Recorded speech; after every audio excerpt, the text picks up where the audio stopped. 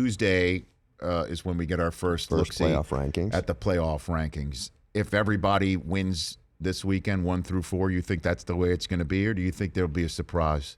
No, I mean, look, Washington's non-conference schedule is terrible. Rutgers is, really, really bad, and that was their toughest non-conference game. And unfortunately for Washington, the rest of the Pac-12 is down. Stanford is down. They can't score. What happened to Stanford? They've had injuries in the O-line, and the quarterback situation has not played out very well. It's not like David Shaw forgot how to coach. I mean, he's terrific. If I was an NFL owner, I would tell him how much. I'd ask him how much. Yeah. How much do you want? That's if I owned an NFL team and I had to hire a coach, that's the guy I'd go get. I think you could say that about David Shaw for the next 5 years, for the next 10 years. He knows he's in a good position.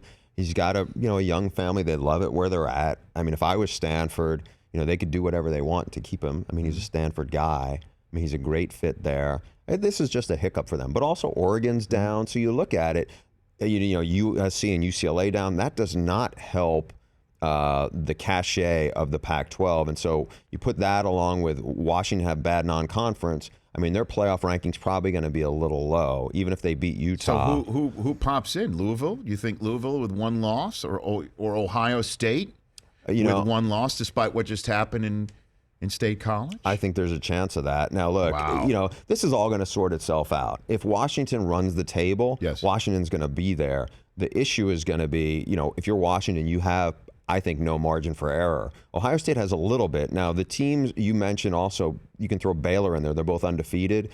I wonder who's going to vote for Baylor? How could they do that? How could somebody? I understand you're supposed to there's football and everything else. Everything else is so disgusting.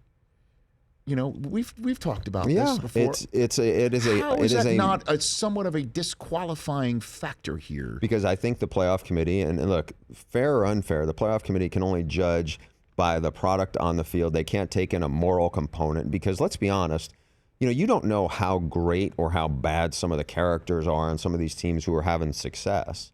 I mean, I've interviewed some of the players on the Baylor team. This past year we did one of their games. Yeah. Seth Russell was doing missionary work in South America when this happened. I mean, do you punish a guy like that or some of his teammates who had nothing to do with it? Sure. So I get your point. I think it's an interesting discussion point, and I think it's one of those things where a lot of people, they're like uncomfortable talking about Baylor, praising them, and I think it's different. I don't know how how the committee is going to see it per se, but I think that's a discussion they won't have in their room. The Rich Eisen Show, weekdays at noon Eastern on Audience.